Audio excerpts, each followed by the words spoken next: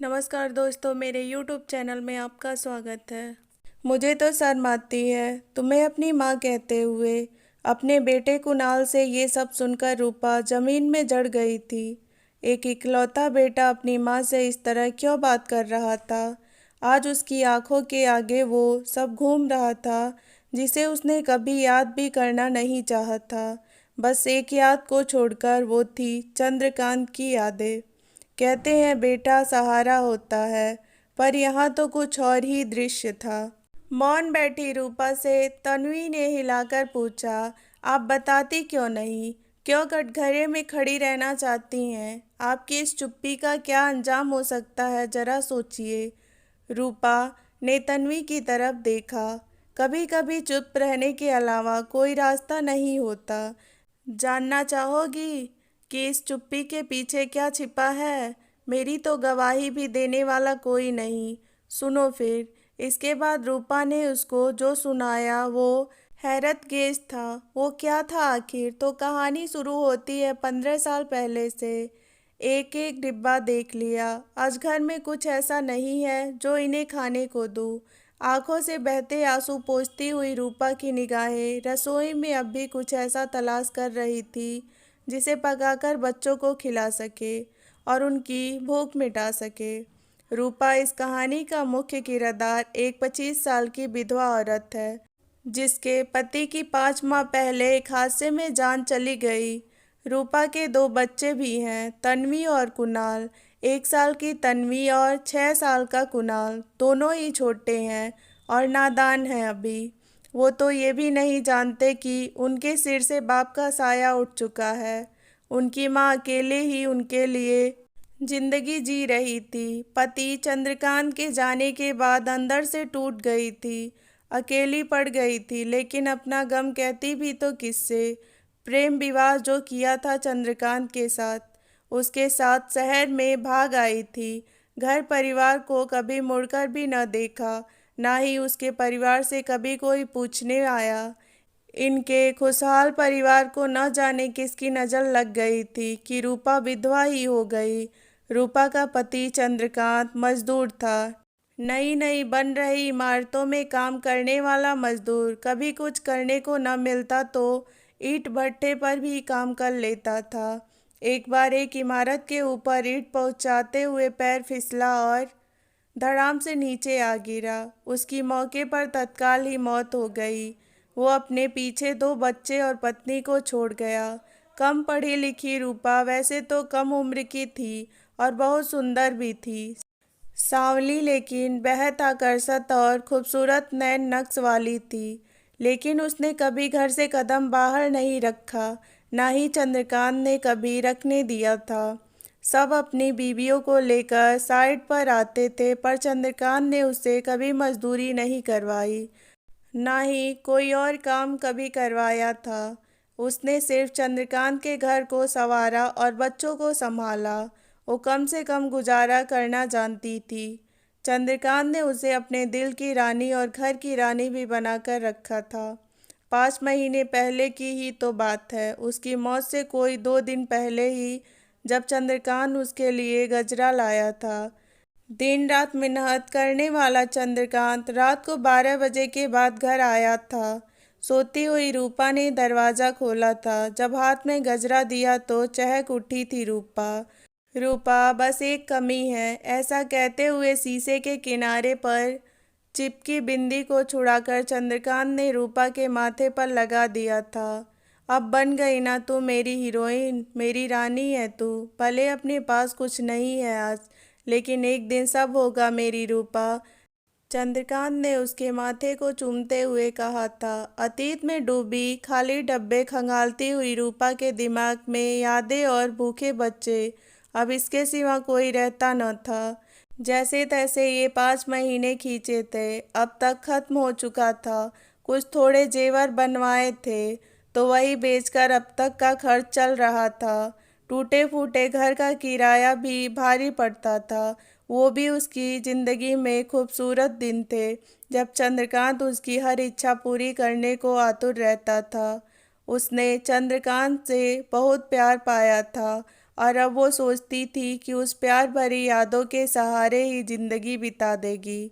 अब यही मेरा सहारा है, यही सोचकर बच्चों को पालना था, लेकिन वो तो बच्चों को खाना देने में भी सक्षम नहीं थी। क्या करूं, कहाँ जाऊं, किससे मांगूं? उसका दिल रो रहा था, लेकिन आंखें तो चंद्रकांत की अर्थी पर रो रो कर ही पत्थर हो चुकी थी। अब रूपा की हिम्मत जवाब दे रही थी। आज खाने को घर में एक अन्न का दाना भी नहीं था। रसोई में नीचे ही जमीन पर माथा पटक कर बैठ गई। फिर कुछ सोचकर रूपा बाहर भागी। नहीं, भूखे नहीं रहेंगे मेरे बच्चे, कुछ तो करना होगा। उसे एक पड़ोसन में रहने वाली एक आंगनवाड़ी कार्यकर्ती और जन सेविका सीमा की याद आई। उसका घर कुछ ही कदम दूरी पर था। उसके घर की तरफ भागी थी रूपा। बेतहासा दरवाजा बजा रही रूपा को देखते ही सीमा ने अंदर बुलाकर बैठने के लिए कहा तो वो बोल पड़ी, दीदी बैठने का समय नहीं है हमारे पास, बस हमें कोई रास्ता बताइए कि हम आज अपने बच्चों को खाना खिला सके। सीमा एक अच्छे दिल की महिला और समाज सेविका भी थी। उसने कई बार उसकी मदद करने की कोशिश भी की थी। सीमा कई बार उसे विधवा पेंशन दिलवाने की कोशिश कर चुकी थी, लेकिन घर से भागकर आई रूपा के कागजात ही पूरे नहीं थे और बनवाने की कोशिश भी कभी नहीं की। शांत हो जा रूपा, बैठ जा, मुझे कुछ सोचने दे। देख अभी तुझे खाना मैं देती हूँ, लेकिन कुछ काम तेरे लिए सोचना भी होगा, जिससे रोज रोज ये स्थिति ना हो। कम से कम इतना हो जाए कि तेरे बच्चे भूखे ना रहे। सीमा ने थोड़ा रुककर आगे बोलना शुरू किया। देख, मुझे गलत मत समझना, मेरी काम वाली अपने गांव जा रही है। अगर तू चाहे तो कर ले काम। तू मेरे परिवार के जैसे ही रहेगी, इससे तेरा काम भी चल जाएगा। जो पैसे उसे देती थी वो तुझे मिल जाएंगे और शायद थोड़े ज़्यादा ही दे दूंगी। अब बुरा मत मानना, अभी तो यही चाह रहा है। रूपा की उतरती चढ़ती सांसें अब थमने लगी थी। सीमा ने उसे पानी लाकर दिया। कितना धन्यवाद करे दीदी हम आपका, आप तो फरिश्ता बन गई हमारे लिए। आंसुओं की अविरल धारा रुकने का नाम नहीं ले रही थी। रूपा भरी आंखों से हाथ जोड़े कहती जा रही थी, अरे तू इतनी प्यारी मेरी छोटी बहन जैसी है, अकेली है तू, ऐसे में तेरी मदद का थोड़ा सा पुण्य ही कमा लेने दे। रुक, अब बैठ जरा, कहकर सीमा उठकर अंदर गई और बिस्किट का पैकेट, ब्रेड का पैकेट, थोड़ा आटा, दाल चावल ले आई। उसे थमाकर बोली, ले पकड़ और अब जल्दी से घर जा, बच्चों से कहना मौसी ने भेजा है। सीमा ने सब सामान भरकर एक थैले उसे पकड़ाया। रूपा ने खाने का सामान सीने से लगा लिया। धन्यवाद दीदी, ऐसा कहकर उसने सीमा के हाथ जोड़े और घर वापस आ गई। जल्दी से घर आकर रूपा ने बच्चों को खाना खिलाया। 4-5 दिन का काम तो हो गया था, जिससे कुछ राहत तो मिली ही थी। रूपा सीमा की बहुत शुक्रगुजार भी थी। अब कुछ राहत महसूस कर रही थी, कुछ इंतजाम तो हो ही गया था। इस काम से पेट तो पाल ही सकती थी, अब बच्चों का और अपना भी। चंद्रकांत के जाने के बाद से मकान मालकिन ने घर का किराया भी नहीं लिया था, लेकिन कहने को तो बस छत ही थी, वो भी कब आ गिरे पता नहीं, और जिसमें से बारिश आते ही पानी कहाँ से टपकेगा कुछ कहा नहीं जा सकता था। टूटा फूटा मकान और एक ही कमरा। किसान बारिश की दुआएं मांगता है और ये ईश्वर से बारिश न होने की प्रार्थना किया करती थी। कोई मदद करने वाला भी तो नहीं था। किसी और मकान में भी जा नहीं सकती थी, क्योंकि उसके पास किराए में देने के लिए इतने पैसे भी नहीं थे। भाभी भाभी, बाहर से आती आवाज़ की तरफ उठकर गई रूपा। जाने कौन आया है, अपने आप से कह रही थी। आप कौन हैं? मैं जानती नहीं आपको, किसी अजनबी को देखकर पूछा रूपा ने। अरे भाभी, मैं हूँ रविंद्र ठेकेदार, मेरे पास काफ़ी काम किया है चंद्रकांत ने। मैं बाहर गया हुआ था, कल ही आया। बड़ा दुख हुआ उसकी मौत के बारे में सुनकर, वो तो बहुत भला था। रूपा ने ये नाम चंद्रकांत से सुना हुआ था। उसने उसे अंदर आने के लिए कहा। भाई साहब, आप अंदर आइए, बैठिए, एक टूटी कुर्सी सरकाते हुए रूपा ने कहा। जी भाई साहब पानी। तो रूपा ने पानी लाकर दे दिया। इस मकान की हालत तो बहुत ख़राब है जी। आप कैसे रहती हैं बच्चों के साथ इसमें? कल कोई अनहोनी हो जाए आपके साथ तो? वो आदमी फिक्रमंद हो रहा था या शायद दिखा रहा था। जी और कोई सहारा नहीं है, हम तो दिन काट रहे हैं बस।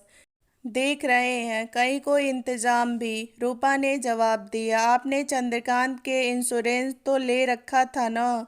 वो तो मिला ही होगा। वो आदमी फिर बोला, भाई साहब हम गरीबों के इंश्योरेंस कहाँ, हमारे तो पहचान के कागज ही नहीं होते हैं। खड़े खड़े रूपा ने जवाब दिया। सुनो भाभी, एक बात कहूँ मैं आपसे, अगर आप बुरा न माने तो? उस अजनबी ने कहा। जी कहिए, रूपा ने कहा। मेरी पास एक इंतज़ाम है, यहाँ से ज़्यादा दूर भी नहीं है। उसका मालिक बाहर रहता है, अभी खाली ही पड़ा हुआ है, तो जब तक आप चाहे तो वहाँ रह लो। वो बाहर ही रहता है तो देखने भी नहीं आएगा। बाकी आपकी इच्छा है, ठेकेदार ने कहकर पानी पिया। इतना कहकर वो खड़ा हो गया। ये मेरा नंबर है, मेरा नाम रविंद्र सिंह है। अगर आपको सही लगे तो मुझे फ़ोन करके बात कर लीजिएगा। आपके और बच्चों के भले की ही बात है। दो छोटे छोटे बच्चे हैं। अगर ये छत कहीं गिर गई तो इसकी हालत बहुत ख़राब नज़र आ रही है। भाभी जी, आप मुझसे कभी भी मदद के लिए बोल सकती हैं। चंद्रकांत मेरे छोटे भाई जैसा था। रूपा ने वो नंबर लेकर रख लिया और वो आदमी भी चला गया। बच्चों को खिला पिला कर सुला दिया था रूपा ने। खुद भी बिस्तर पर लेट चुकी थी।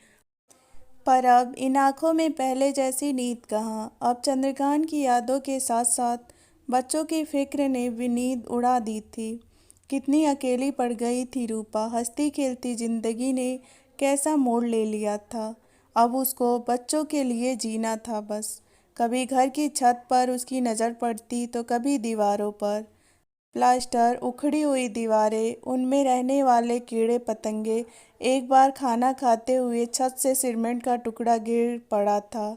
परेशानियां तो थी इस घर में, लेकिन अब अजनबी पर कैसे विश्वास करे। कभी कभी जिंदगी इंसान को ऐसे मोड़ पर ला पटकती है जहाँ सारे रास्ते या तो ख़त्म हो जाते हैं या फिर हर रास्ता बुराई की तरफ जाता है। ऐसे में एक महिला का खुद को बचा कर रखना ही कठिन हो जाता है। रूपा बस दुनिया की नज़रों से खुद को बचाए थी। अब उसे बाहर निकलना ही था बच्चों की खातिर। सीमा के घर काम मिलना जाने कितना दिन का इंतज़ार था, पर इतनी आश्वस्त जरूर थी कि कोई और रास्ता जरूर निकलेगा। अगले दिन सुबह उठकर 9 बजे सीमा के घर पहुंच गई। सीमा जाने के लिए तैयार हो रही थी। उसके पति देर से ऑफिस जाया करते थे और उसके दोनों बच्चे स्कूल चले जाते थे। रूपा जाकर सारे काम निपटाने लगी। ये कौन है सीमा? ये तो अपने यहाँ काम नहीं करती। तुमने इसको क्यों रख लिया? सीमा के पति विनोद ने रूपा को गहरी नज़रों से काम करते हुए देखा। रूपा की जिंदगी में आगे क्या होने वाला था, जानने के लिए सुने अगले भाग को। वीडियो पसंद आए तो वीडियो को लाइक शेयर सब्सक्राइब करें। Thank you for watching. मिलते हैं अगली कहानी में।